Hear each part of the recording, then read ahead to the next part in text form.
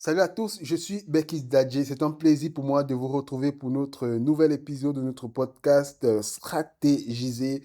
Et aujourd'hui, on verra dans ce podcast les quatre habitudes, routines quotidiennes qui vous permettront de réaliser en 3 mois ce que la plupart des gens réalisent en 5 ans de leur vie. Oui, c'est bien cela. J'aurai également le plaisir de partager avec vous la routine quotidienne qui a changé, bien sûr, ma vie. Parce qu'en vérité, nous avons tous besoin de routine. Et si vous n'avez pas de besoin de routine actuellement, ça veut dire que vous êtes peut-être dans la routine qu'on vous a assignée, que votre job vous a assigné, que votre responsabilité de chef de famille vous a assigné, que l'environnement de façon générale vous a bien sûr assigné, parce qu'on a tous besoin de routine.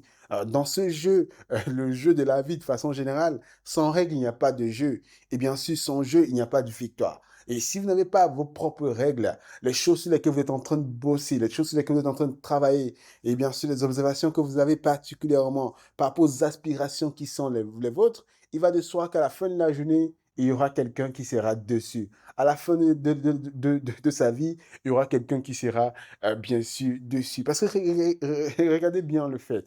Le fait, c'est que nous faisons ce que la plupart des gens font.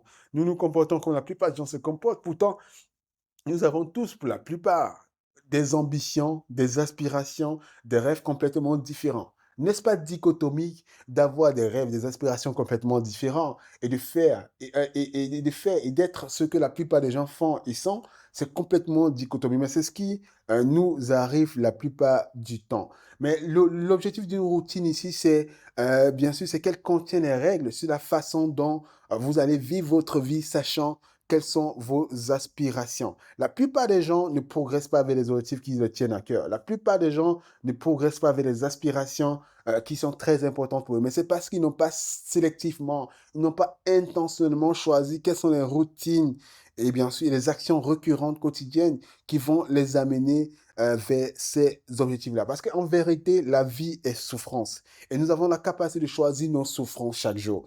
Ne surtout pas se laisser dans les souffrances dans les souffrances communes. On se plaint des mêmes choses, on se plaint des mêmes choses, on accuse, on a les mêmes conclusions que tout le monde, on accuse les mêmes personnes sans se demander, mais est-ce qu'en faisant ainsi, je suis en train de choisir quelles sont mes souffrances? Ce n'est pas votre affaire, il faut choisir quelles seront ou quelles sont vos affaires, bien sûr, quotidiennes. Parce qu'en vérité, c'est une question d'identité. Et c'est vraiment le shift que je veux qu'on puisse avoir à l'issue de cet épisode, qu'on puisse savoir qu'à la fin de la vie, c'est une question d'identité. Et quand on travaille à choisir, bien sûr, quelles sont nos souffrances, on travaille à définir désormais quelle est notre identité. Parce que rappelez-vous, un bodybuilder, par exemple, n'a pas besoin de motivation pour manger sainement ou aller en salle de gym.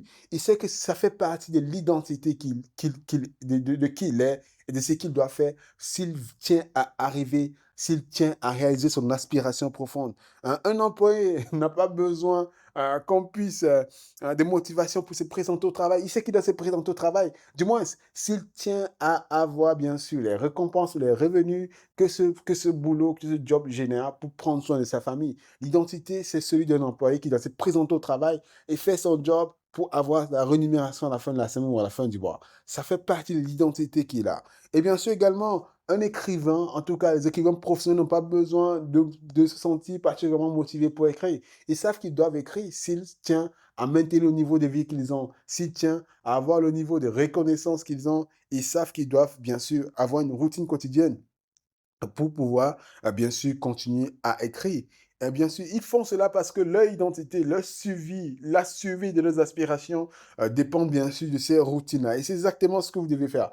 Vous savez désormais, vous savez ce qui est important pour vous. Vous savez ce qui est très important pour vous. Le but du jeu, c'est de revenir à ce qui est important pour nous et définir rapidement quel est le type de personne capable de réaliser ce genre de choses et quelle est la routine quotidienne, les habitudes quotidiennes de ce genre de personnes-là, et bien sûr, commencer à répliquer cela dans son quotidien. Et pour répliquer cela dans son quotidien de façon plus pratique encore, il y a 4 routines que vous devez vous assurer d'avoir dans votre vie pour, bien sûr, réussir à avoir une vie parfaite, réussir à avoir une vie presque parfaite, j'allais dire, et c'est une vie où il y a le moins de regrets possible. Parce qu'à la fin de la journée, la plupart des gens ont des regrets. Et c'est ce que je veux surtout qu'on puisse éviter en devenant très, très sérieux par rapport aux 4 routines suivantes. La première routine qu'il faut surtout s'assurer d'avoir dans sa vie, c'est une routine pour construire, bien sûr, son état d'esprit. La plupart des gens ne construisent pas l'état d'esprit qu'ils ont. Et l'état d'esprit fait la différence en toutes choses.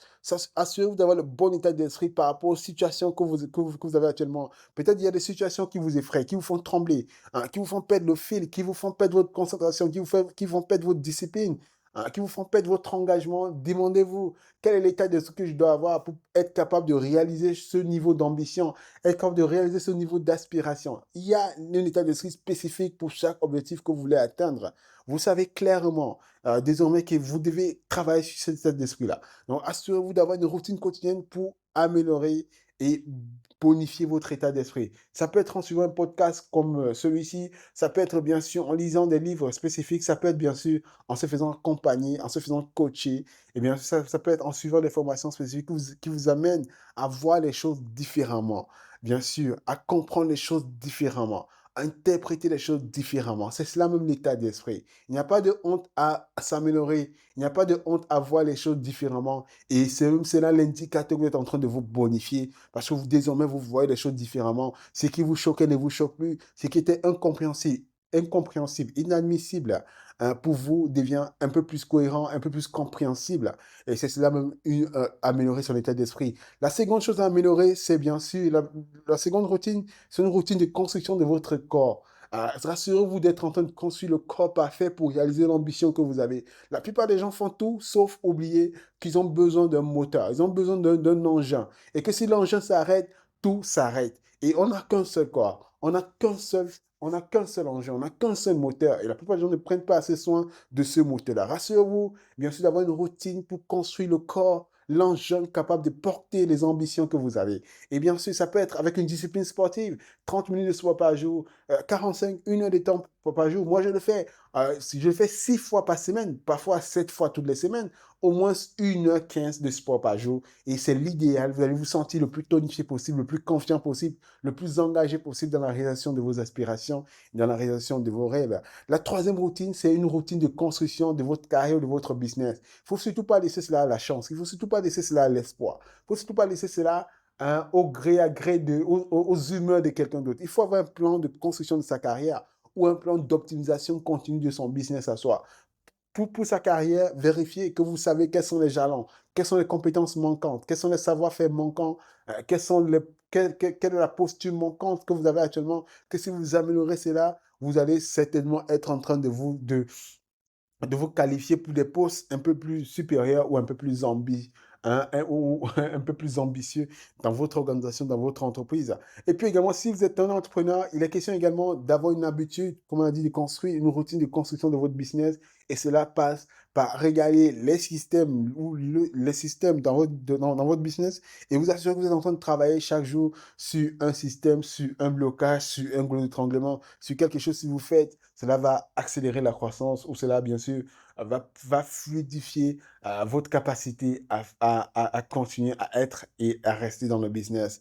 Et puis également, comme quatrième routine très importante, c'est avoir une routine, bien sûr, qui vous permet véritablement également, avoir une routine qui vous permet de construire vos relations importantes. Vous avez des relations très importantes dans votre vie. Ça peut être des relations avec des partenaires, ça peut être des relations avec votre famille, votre épouse, vos enfants. Rassurez-vous que chaque jour, vous faites quelque chose pour bonifier ces relations-là. N'espérez pas que cela se passe bien. N'espérez pas que cela arrive simplement. Assurez-vous d'être en train de bonifier ces relations-là. Assurez-vous de faire ce que vous devez faire pour que ces relations puissent progresser, pour que ces relations puissent avancer, pour que ces relations puissent être de meilleure qualité tous les jours. Donc, ce sont ces quatre routines-là que désormais, si vous intégrez ça de façon quotidienne dans votre vie, vous allez voir drastiquement qu'en 3 mois, vous allez être capable de faire ce que la plupart des gens réalisent en 5 ans. Après une première routine, une routine de construction de votre état d'esprit. Une deuxième routine de construction de votre corps parfait. Quatrième routine de construction, bien sûr, de votre carrière ou de votre business.